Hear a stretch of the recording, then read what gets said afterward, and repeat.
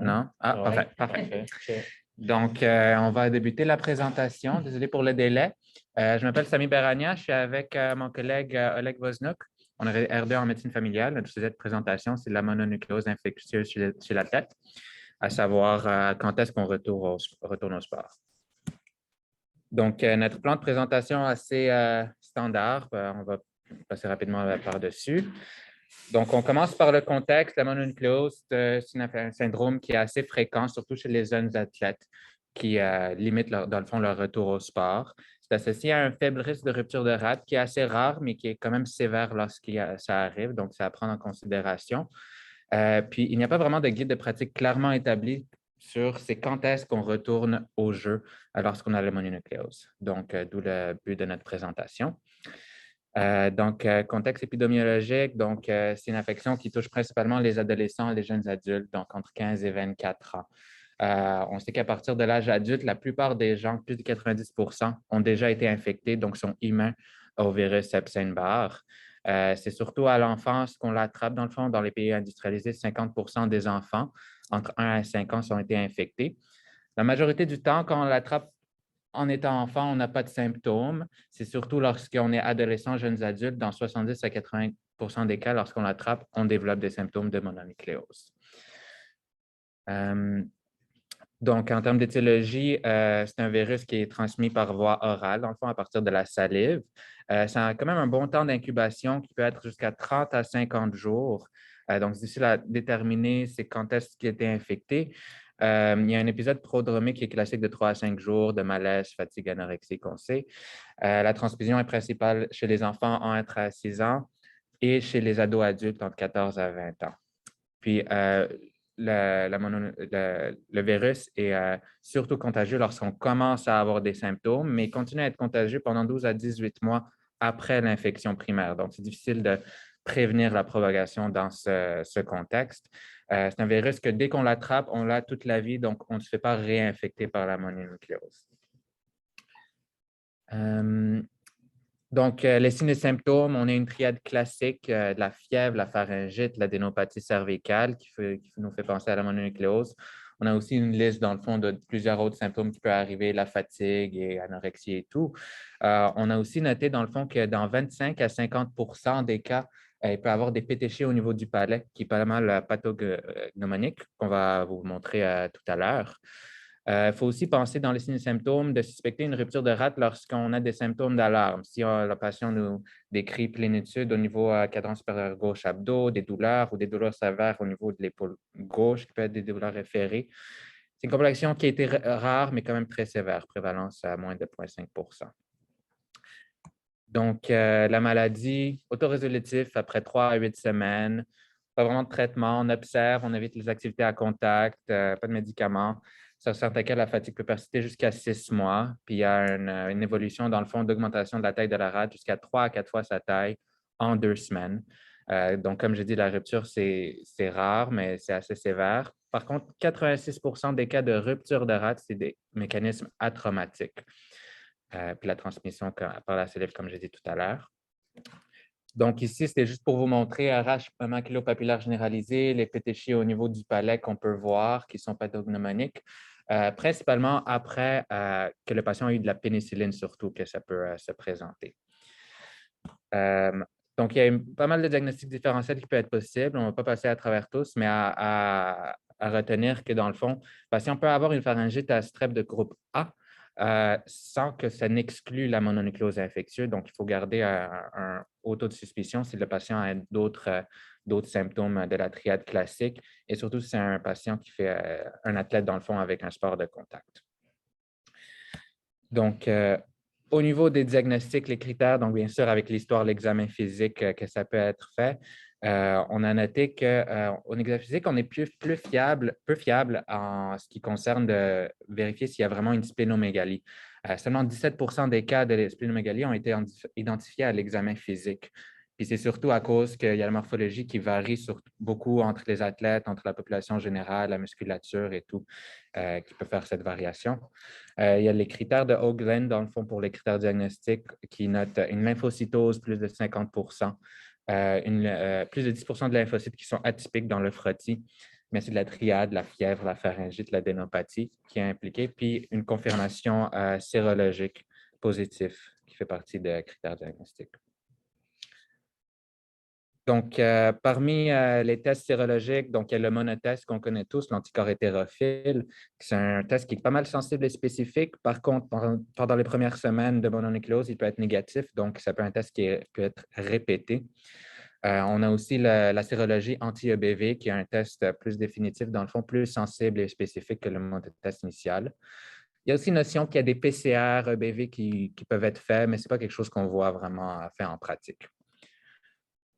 Donc, on vous a mis un tableau ici juste pour vous référer. Dans le fond, c'est les sensibilités et spécificités qu'on peut voir pour chacun des tests. Donc, on va passer à travers.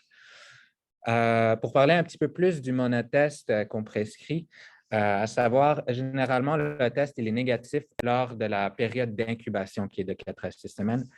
Donc, si quelqu'un a été en contact avec une mononucléose, n'a pas encore de symptômes, ben, le test n'est pas vraiment d'utilité. Les pics des anticorps hétérophiles sont surtout après 2 à 5 semaines après le début des symptômes.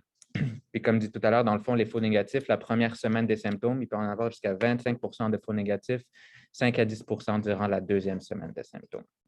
Puis le test peut rester positif jusqu'à 1 an après l'infection. Donc, comme dit tout à l'heure, si le test négatif puis un haut taux de suspicion, on peut le répéter. Donc, comme on dit tout à l'heure, il y a la sérologie EBV qui est un bon test à faire en second temps si le monotest est négatif, qui est plus sensible. Il y a le frottis et la FSC, la formule sanguine complète, qui peut être fait pour répondre aux autres critères diagnostiques. On peut aussi faire un bilan hépatique. Il y a des cas où, dans le fond, il peut y avoir une transaminite hépatique légère associée à la mononucléose. Okay. Ouais. Comme on avait dit, dans la mononucléose, il y a souvent la complication d'avoir une splénomégalie et ensuite ce qui peut entraîner des ruptures de la rate. Fait qu'on s'est quand même posé beaucoup de questions dans les guidelines. Est-ce qu'on peut utiliser une imagerie ou de l'échographie pour faire comme des préventions de la rupture ou pour avoir un suivi plus objectif?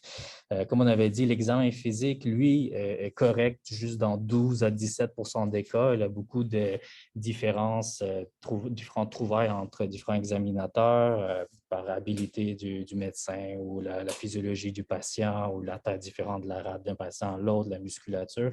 L'examen physique, déjà, c'est un petit peu difficile à interpréter. Comme vous allez voir plus tard, les guidelines comme actuels se basent un petit peu sur l'examen physique, mais il faut juste rappeler que ce n'est pas très fiable. Alors là, pour l'échographie, est-ce qu'on peut faire quelque chose avec ça? Bien, il y a comme eu on a essayé de trouver des liens pour l'échographie, mais finalement, ça pose des problèmes aussi de suivre la taille de la rate avec l'échographie. En fait, il y a des patients qui peuvent avoir, comme on n'a pas en fait d'échographie du patient avant qu'il attrape la mononucléose, on ne sait jamais vraiment c'est quoi la normale de la taille de la rate d'un patient comparé à un autre.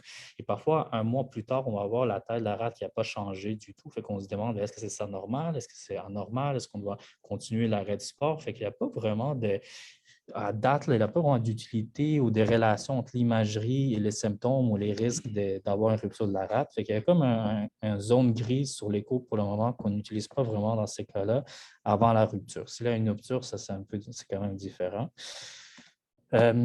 Parce que pour le moment, la conduite du mononucléose, c'est assez simple. On arrête les sports pour 1 mois au moins et on va en parler plus en détail plus tard, mais on fait un traitement de support, on n'a pas de place pour autre traitement.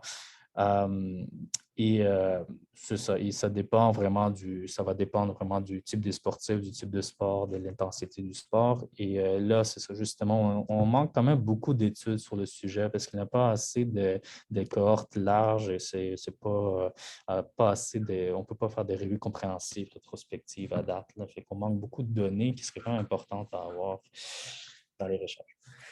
Donc, pour la question qui est du retour au sport, on a cherché plusieurs études. Il y en a une qui date de 2014 qui offrait quand même pas mal ses recommandations dans le tableau que vous voyez ici, que je vais quand même résumer. Donc, en 2014, ce qu'il disait, c'est que peu importe l'athlète, dans le fond, s'il attrape la mononucléose, bien sûr, on attend que ses symptômes se résolvent. Puis, il doit avoir une période de repos d'au moins 14 jours sans activité.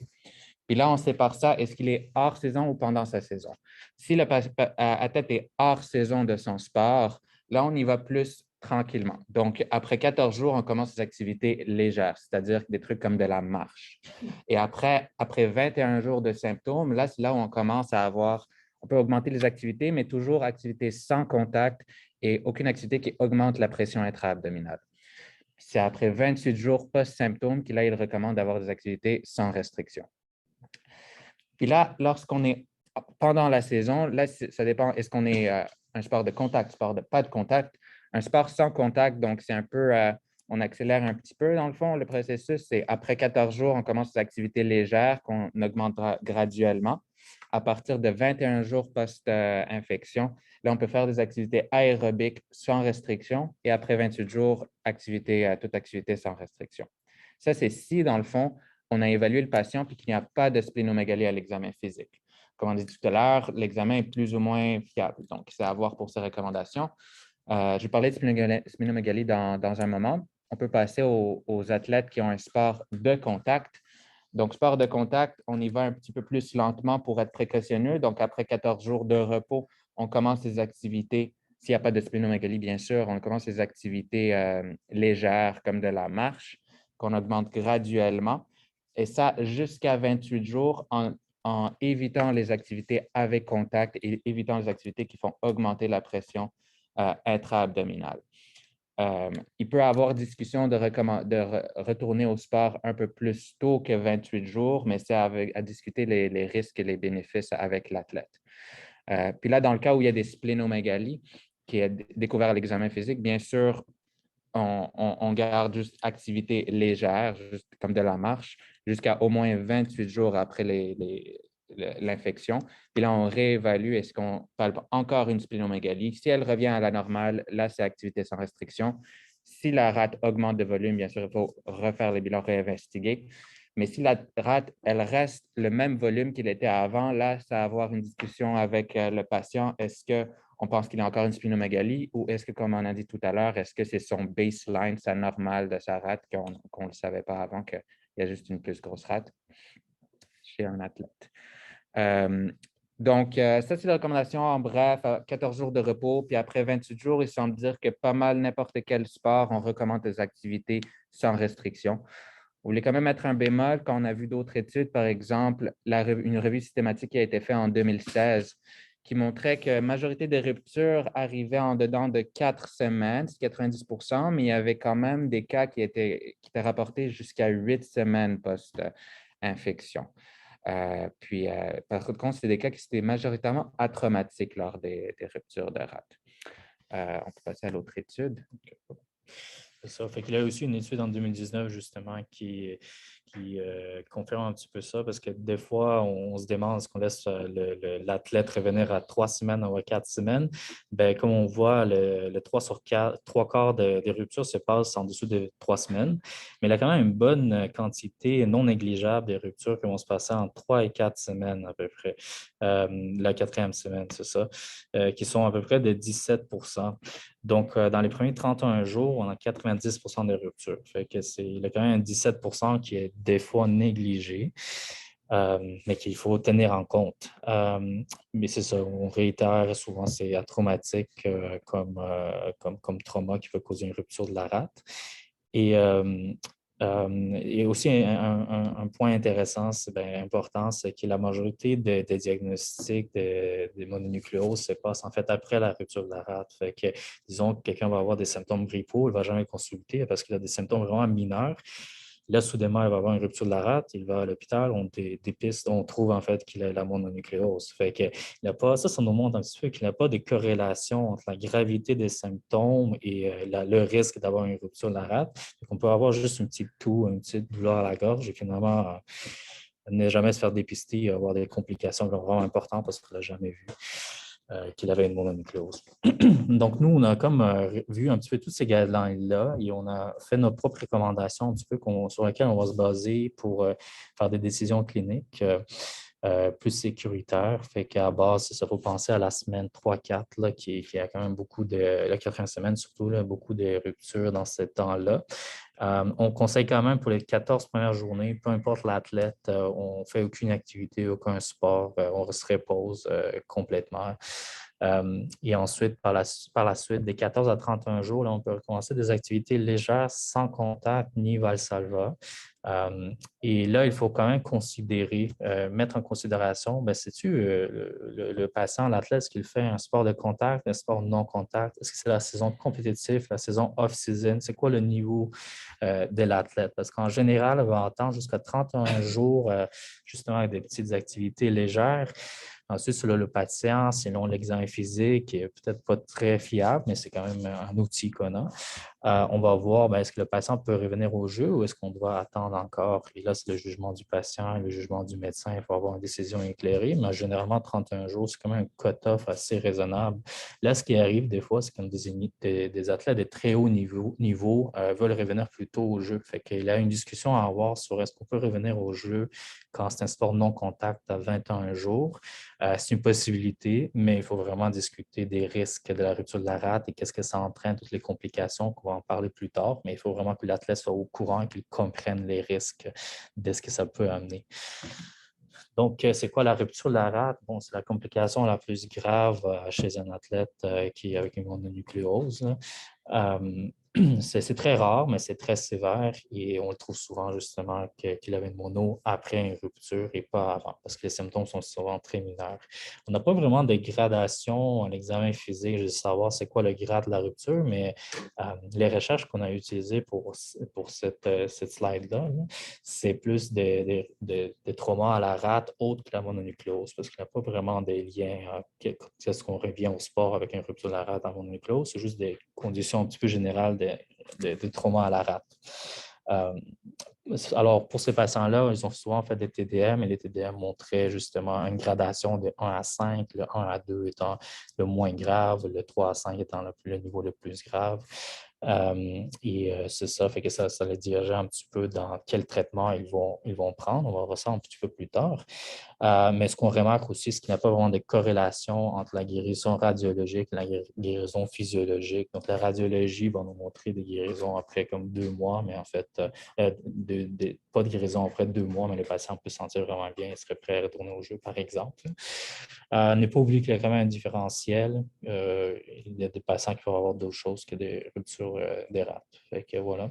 Ça, c'est la gradation de TDM, comment on va évaluer c'est quoi l'importance de la rupture de la rate. Le niveau 1, 2, à ce point-là, le patient est souvent vu par un chirurgien, il est souvent évalué par une équipe multi là, avec des TDM, des scintigraphies. Et là, le niveau 1 et 2, c'est là souvent des traitements vraiment très, très conservateurs. 3 à 5, on se demande est-ce qu'on va faire quelque chose d'investigation de plus, mais ça va être comme une discussion avec les chirurgiens. On va en parler plus en détail sur cette slide-là, en fait. Disons qu'on a un patient avec la mono qui a une rupture de la rate. Un patient instable, on ne se pose pas vraiment la question. On va l'envoyer en chirurgie et eux vont regarder, on va faire une laparotomie, ils vont se dire est-ce qu'on enlève la rate ou pas. C'est un patient hypotendu qui ne va pas bien, altération de l'état de conscience.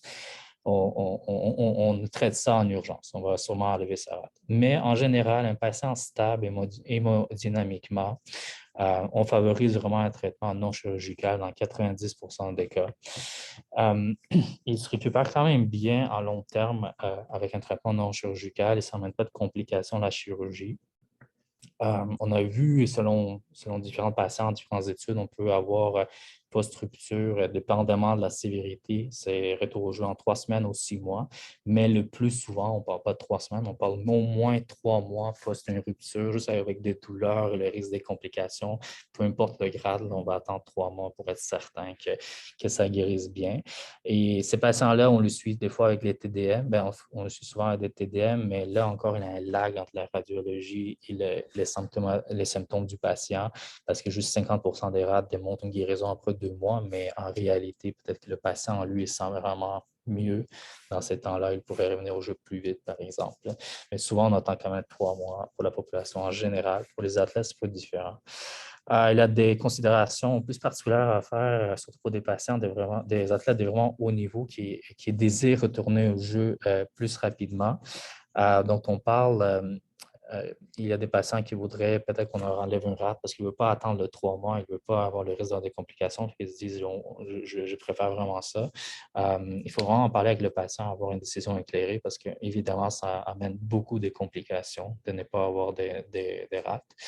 En général, ce qu'on observe, c'est après une splénectomie ouverte, on peut revenir dans les 6 prochaines semaines. C'est quand même plus rapide que le 3 mois. Et une splénectomie laparoscopique, ça, c'est vraiment un track rapide. Là. On peut revenir au sport en 3 semaines, full contact, sans complications.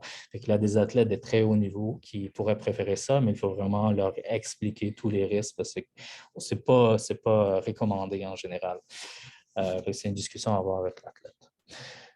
Bon, c'est un certain lag radiologique. Ça, c'est l'échographie qui montre combien de temps ça va prendre pour qu'on voit des healing, guérison de la rate.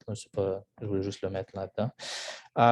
Qu'est-ce qu'on va expliquer à l'athlète qui ne sait pas vraiment, est-ce que j'attends 3 mois ou est-ce que je reviens plus tôt? On recommande vraiment non chirurgical comme traitement en premier. Mais c'est à quoi elle peut s'attendre? Le reste de sa vie, il va passer dans un état assez immunocomprimé, surtout aux organismes encapsulés. On parle de pseudomonas, on parle de l'influenza type B, méningite, etc., surtout, etc. Et donc là, on rentre dans c'est vraiment une équipe infectieuse multi qui va être consultée dans ces cas-là, mais on peut expliquer ça aussi là, avant que ça arrive. C'est important d'avoir une vaccination pour ces patients-là, justement pour le protéger contre tous ces organismes. Et c'est aussi important d'avoir une prophylaxie antibiotique. J'ai mis ça ici, juste si vous voulez vous y référer. C'est pas besoin de mémoriser tout ça, là, mais la vaccination contre le pneumocoque qu'il faut faire, les HIB aussi, méningocoque, vaccination influenza annuelle, ensuite tous les vaccins de votre à jour et aussi même la COVID, il faut la faire aussi.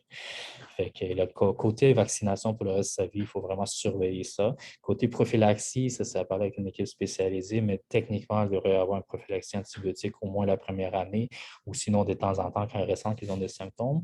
Et là, à chaque fois qu'il va avoir des symptômes graves, il faudrait qu'il revienne à l'urgence. Dès qu'il sent qu'il a de la fièvre, il ne peut pas rester à la maison parce qu'il faut vraiment qu'il aille à l'urgence. C'est un peu ça le coût d'une splénectomie, là, au fond. On va conclure avec ça. Juste pour dire, sur la mononucléose, la majorité des patients, c'est des jeunes athlètes, des jeunes patients de 15 à 24 ans. Nous, on parle plus d'athlètes. Il faut faire attention de faire revenir nos athlètes en dessous des 31 jours au sport parce que 90% des ruptures se passent là. Il y a comme un moment non négligeable de 21 à 31 jours. Revenir à 3 semaines à l'activité régulière, c'est un petit peu risqué. Nous, on recommande attendre minimum 31 jours, évaluation par le patient, par le médecin, discussion avec le patient par la suite, l'examen physique, tout ça, ça va nous montrer un petit peu est-ce qu'on veut revenir maintenant ou est-ce qu'on veut être plus sécuritaire encore. Mais 31 jours, c'est correct pour le moment.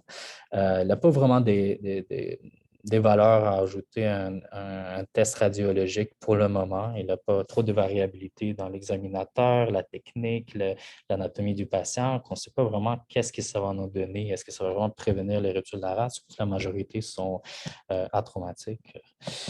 Maintenant, disons que votre patient, votre athlète a une rupture de la rate, qu'est-ce qu'on fait dans ces cas-là? Il a 2 options. L'option, s'il est instable, ça va être chirurgical, très probablement, là, c'est une urgence. Si c'est quand même stable, il y a l'option privilégiée non chirurgicale. Ça prend 3 à 6 mois pour revenir au sport. Par la suite, il faut aller très, très, très progressivement et prendre ça vraiment au sérieux.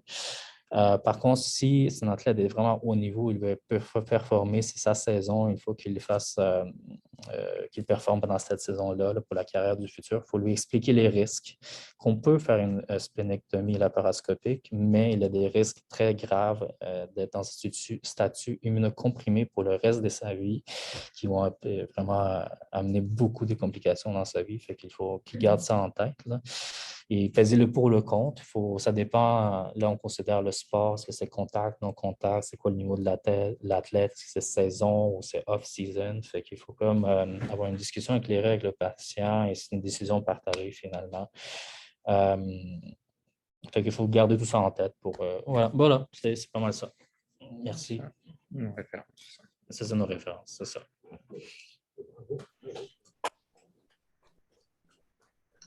Merci les garçons. Je ne sais pas si quelqu'un a des questions.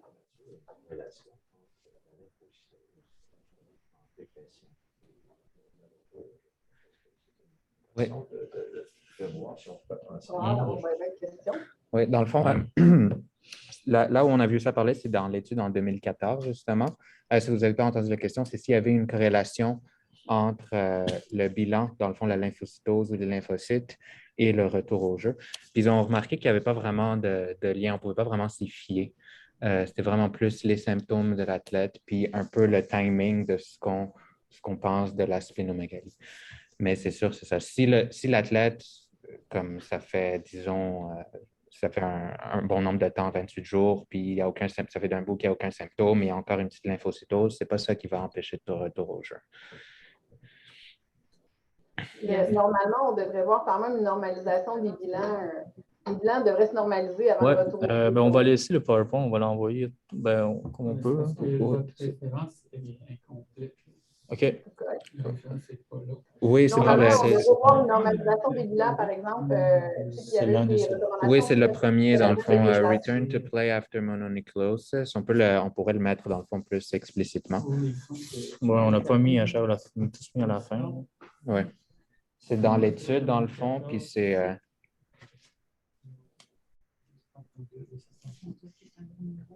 Est-ce que vous l'avez, ce numéro-là? J'ai pas compris. Oui, dans la conversation. Ouais.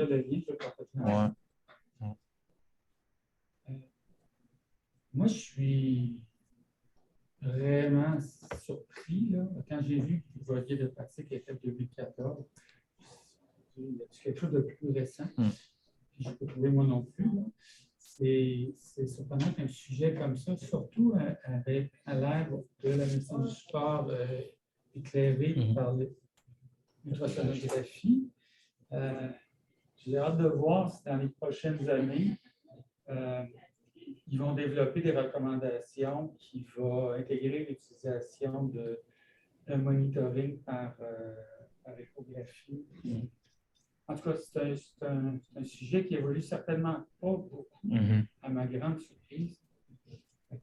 Moi, ce que je trouve intéressant, en fait, c'est que 88% des gens qui sont diagnostiqués, les ruptures de rate sont dans le fond des mononucléoses manquées, ce qui fait que moi, je pense qu'il y a plein d'athlètes qui font de mononucléoses qu'on ne traite pas et qui évoluent très bien. Fait que moi, je pense que je vois plutôt sur l'aspect positif de ça, c'est-à-dire que c'est probablement pas si dramatique que ça. Je pense qu'une fois qu'ils sont diagnostiqués, on est un peu pris avec les consensus-là. Puis, tu sais, moi, je pense que ce que ça explique, c'est que dans le fond, toute l'imagerie va essayer de surplus parce qu'on n'est pas capable vraiment de s'en servir. Parce que tu peux voir des choses, mais en pratique, ça ne te dit pas qu'est-ce que tu dois faire avec. Donc, moi, je pense que ceux qu'on diagnostique, on va s'assurer. Moi, j'avais cette notion d'un mois. C'est intéressant à la fin de savoir qu'il y a 17 entre la troisième et la quatrième semaine. Donc, tu dis, ben, je pense que c'est peut-être plus convaincant pour un athlète de le calmer en expliquant que ce sont les risques. Mais par contre, nous, il faut respirer par le nez aussi, parce qu'il faut penser que tous ceux qui ne nous écoutent pas, généralement, vont s'en sortir plus que bien. Ça devient leur responsabilité d'expliquer. Une splénectomie préventive, là, et moi, je ne recommanderais pas ça.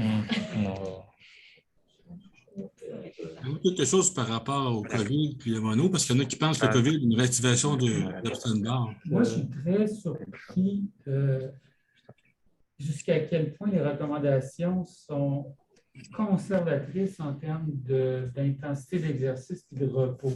Il y a de la misère à concevoir que l'exercice d'intensité légère à modérée, qu'on recommande à tout le monde over the counter, comme on dit, là, peu importe si tu as des maladies chroniques, ne soit pas autorisé. Je comprends que tu ne vas pas essayer de faire d'équilibre sur un parcours de roche, là, mais sur des terrains sécuritaires, de pouvoir rester actif à une intensité légère à modérée. J'ai de la misère à voir le risque, compte tenu des éléments positifs pour la santé physique et mentale.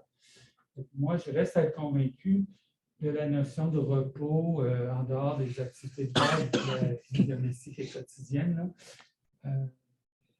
Moi, c'est quelque chose que je n'exclurais pas, de rester actif, d'aller prendre des marches à l'extérieur, puis d'y aller selon tolérance, évidemment, si quelqu'un a besoin d'un repos plus profond.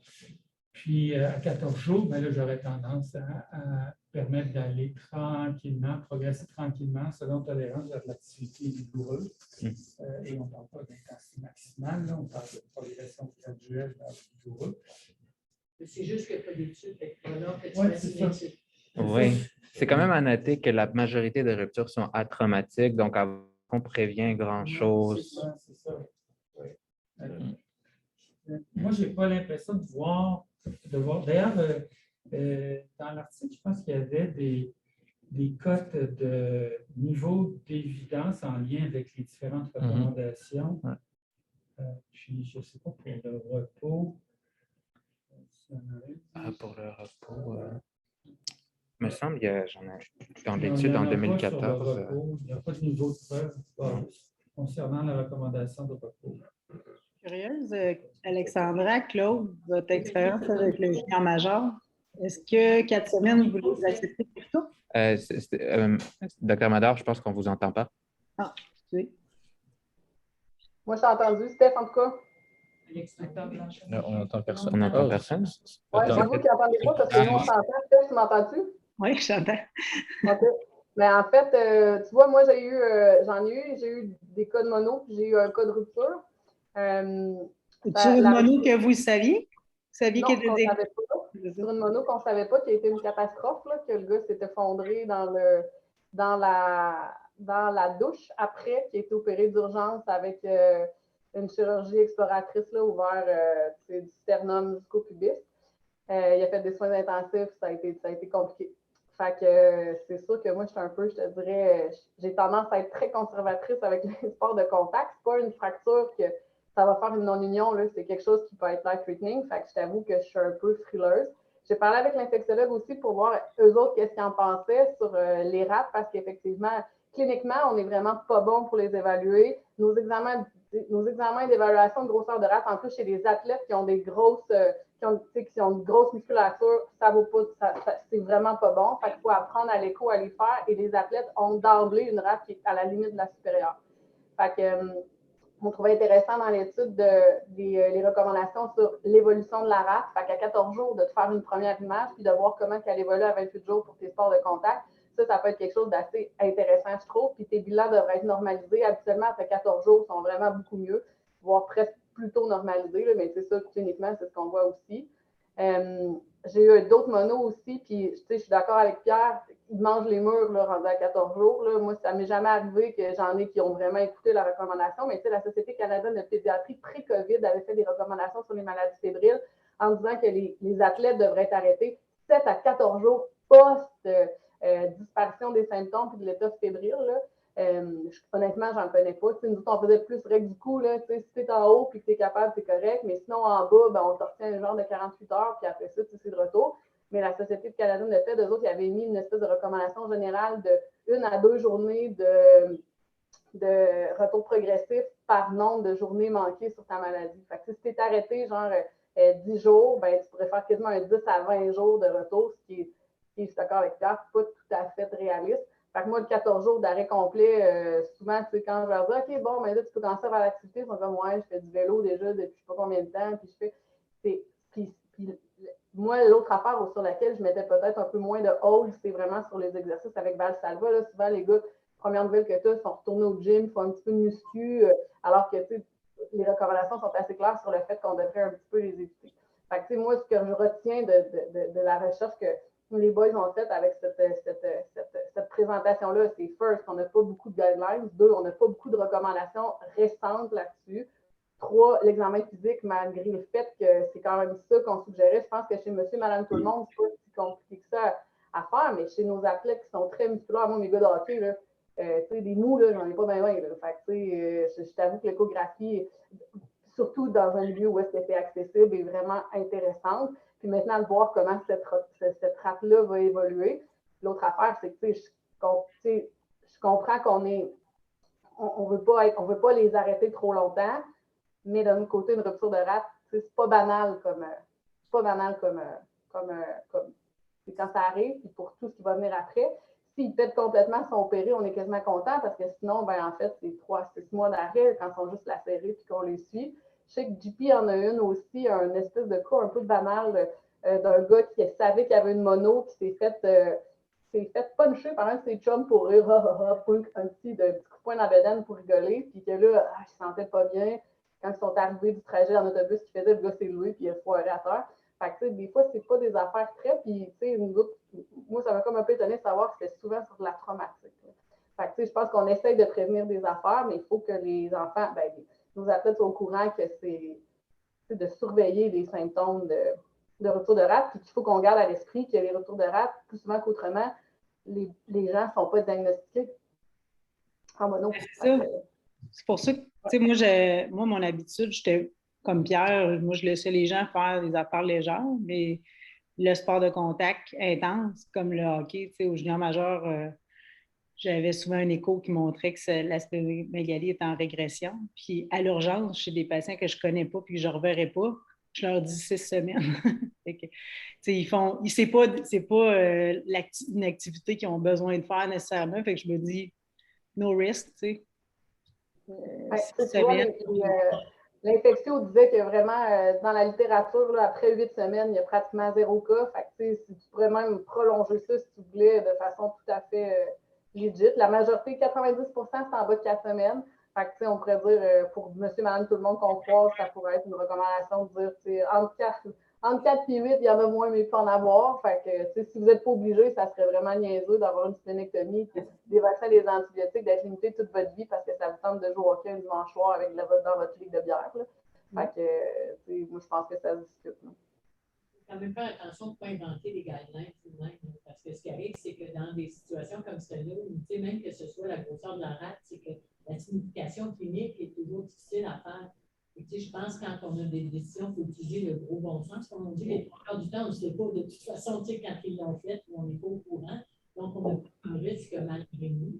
Je pense que les autres, c'est de leur mettre nos athlètes. Je pense que le 30 jours, 31 jours, je pense que c'est quelque chose moi, je suis d'accord aussi. Il ne faut pas les arrêter au complet, il faut les reprendre.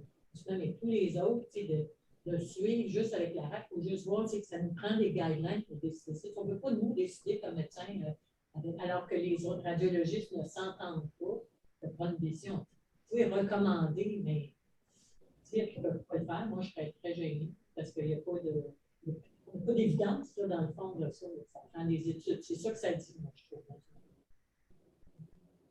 Non, c'est clair que c'est des recommandations très défensives. Recommandations très défensives pour éviter pas beaucoup de cas, mais de choses qui sont graves. Fait que, c'est de la discussion partagée puis de la décision partagée. Moi, ce que j'aurais peur, c'est juste de demander une échographie. S'il n'y a pas de splénomégalie, je demande un écho, je suis rendue à 1 mois. Puis là, l'écho démontre une légère splénomégalie. Tu sais, je pense que là, c'est là que c'est d'investiguer les splénos, alors que cliniquement, il n'y en a pas. Là, c'est là qu'on est pris avec un résultat qu'on ne sait pas s'il est corrélé nécessairement avec une rupture. C'est pas parce qu'elle est à 11 cm que tout d'un coup, elle va rupturer ou à 10,5, elle ne rupturera pas. Là, j'aurais la misère à corréler. Est-ce que j'étire à 2 mois parce qu'elle est grosse la rate? Qu'est-ce que je fais si rendue à 3 mois, elle est encore grosse? Là, Oui, mais en fait, Sandrine, ce que tu vas avoir à ce moment-là, ça va être dans ton écho sérieux que tu peux répéter aux 2 semaines, ça va être l'évolution de ta rate. Si ta rate augmente de volume, peu importe ce qui s'est passé avec lui, c'est pas normal. Avec un écho qui augmente de volume, avec une rate qui augmente de volume, ben là, tu sais, on peut faire des Hodgkin, pas ce mono, on peut faire des. Fait que, tu sais, ça, c'est à se questionner. Si tu as une rate qui diminue de volume, ben là, à ce moment-là, ça, c'est intéressant, puis ça fait partie quasiment de la normalisation, entre guillemets. Fait que, ça, tu peux la suivre. Puis si tu as une rate qui est stable, ben là, c'est un peu de la décision partagée. Avec un athlète qui va bien, on peut considérer quasiment que c'est ça son baseline. Fait que, ça peut être intéressant. Si la rate, elle demeure augmentée de volume, mais que ça s'en va en s'améliorant, ben là, ça, c'est quand même rassurant pour nous autres, surtout en tenant compte qu'après 8 semaines, de toute façon, les risques de rupture, ça s'en met plus. T'sais, on n'en trouve pas dans la littérature en 2 semaines pratiquement. Là. Fait que, avec une rate qui diminue de volume, je pense que c'est quelque chose qui est très rassurant.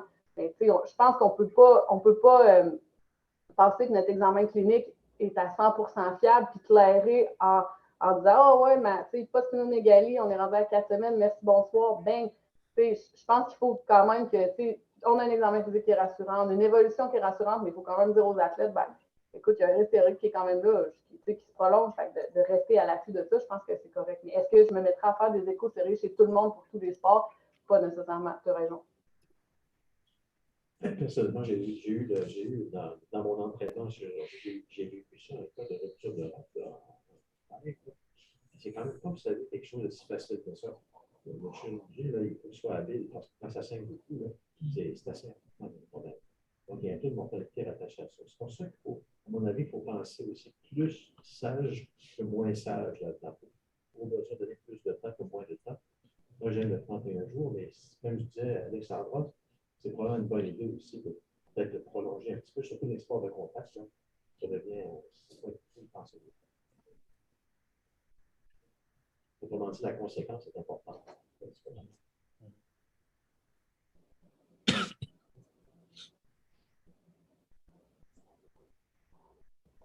Le pic des spllénomégalie, c'est à 2 semaines. Okay. Et habituellement, tu devrais avoir une résolution en 4 à 6. Fait que, à partir de 2 semaines, tu dois avoir une augmentation. Moi, tu vois, j'avais plus de 3 semaines et demie. Fait que, puis ça, c'est dans l'article, me semble, de 2014, là, où c'est sur UpToDate, je ne me rappelle plus, mais je me rappelle avoir vu une augmentation à partir de 2 avec un pic à 3,5 avec une descente qui devrait se normaliser en 4 à 6. Fait que, c'est pour ça que dépasser ça, si tu en as une à 2, une à 4, une à 6, ben, tu dois dépasser ça, tu devrais pas en avoir. Ça devrait tout le temps s'en aller comme on s'améliorer. Est-ce que ça se peut que ton 2 à 4 change un petit peu?